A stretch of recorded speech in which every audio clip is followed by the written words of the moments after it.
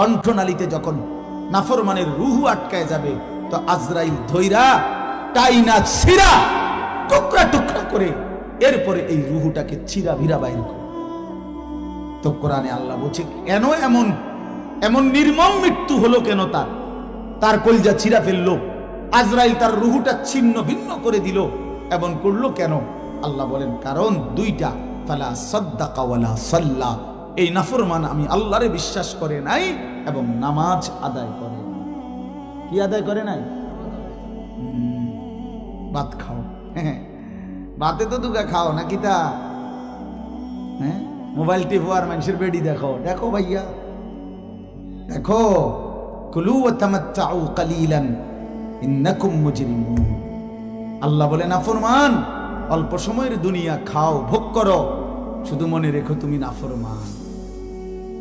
এখন ভাত খাও, পরে